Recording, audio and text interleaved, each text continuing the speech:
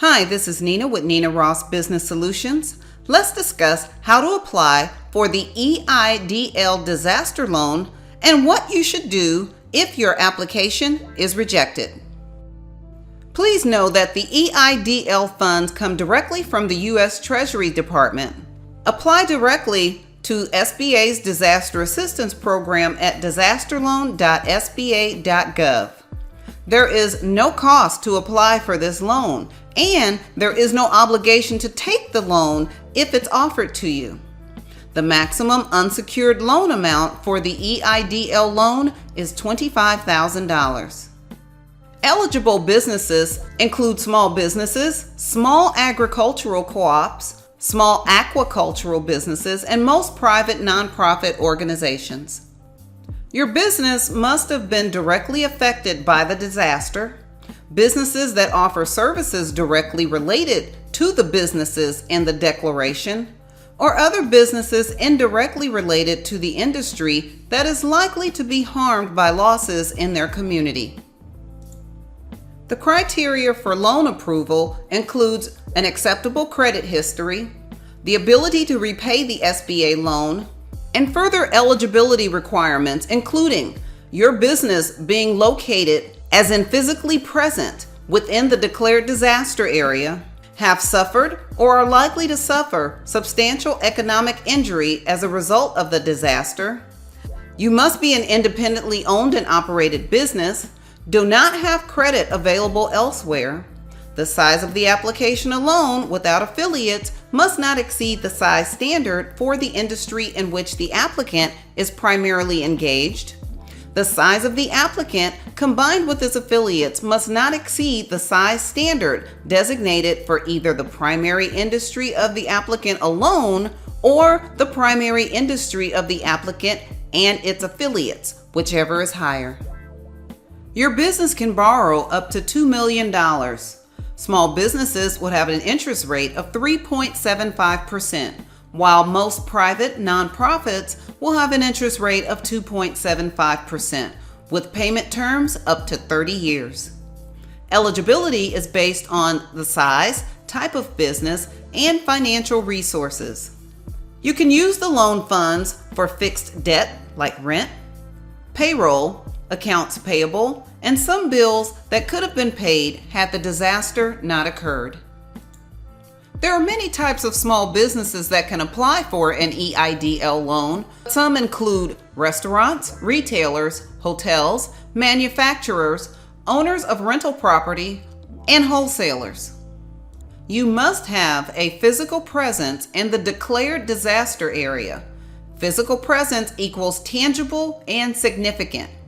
If you have a post office box, your business will not qualify. If your business requires an EIDL loan over $25,000, it requires collateral. SBA takes real estate as collateral when it's available. SBA will not decline a loan for lack of collateral, but requires borrowers to pledge whatever is available. Basic filing requirements. You will need an SBA loan application, that's SBA Form 5 or 5C. Tax information authorization, that's IRS Form 4506T. Complete copies of the most recent federal income tax return. Schedule of liabilities, that's SBA Form 2202, and a personal financial statement, that's SBA Form 413. Although a paper application and forms are acceptable, filing electronically is easier, faster, and more accurate. More information may be requested. That includes complete copy including all schedules of the most recent federal income tax return for principals, general partners, or managing members and affiliates. If the most recent federal tax return form has not been filed, a year-end profit and loss statement and balance sheet for the tax year will be accepted. A current year-to-date profit and loss statement and additional filing requirements, that's SBA Form 1368, providing monthly sales figures. This is especially important for the EIDL. Ineligible businesses include some agricultural enterprises, religious organizations, charitable organizations, gambling concerns, casinos and racetracks, and there is a complete list on the SBA's website.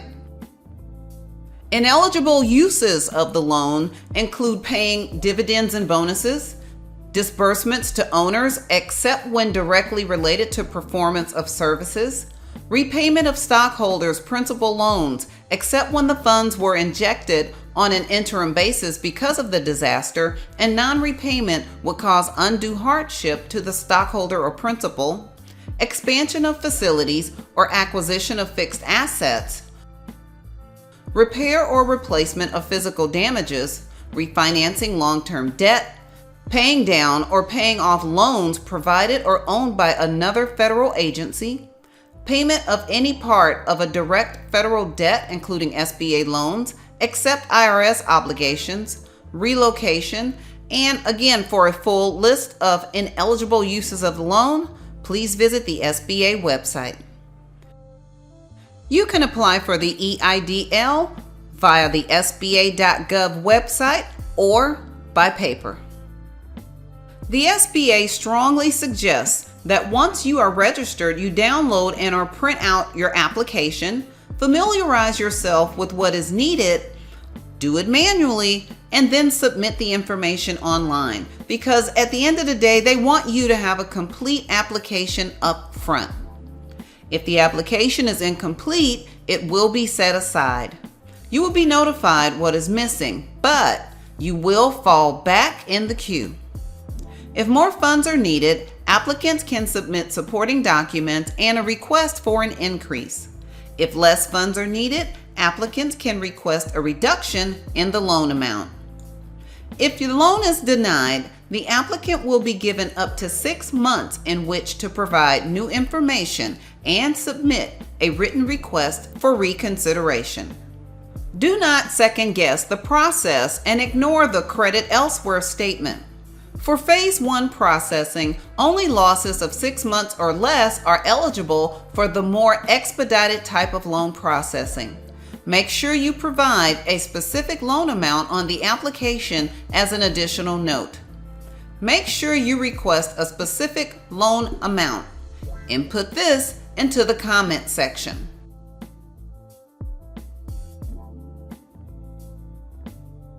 The last slides are actual screenshots of the application process online at SBA.gov.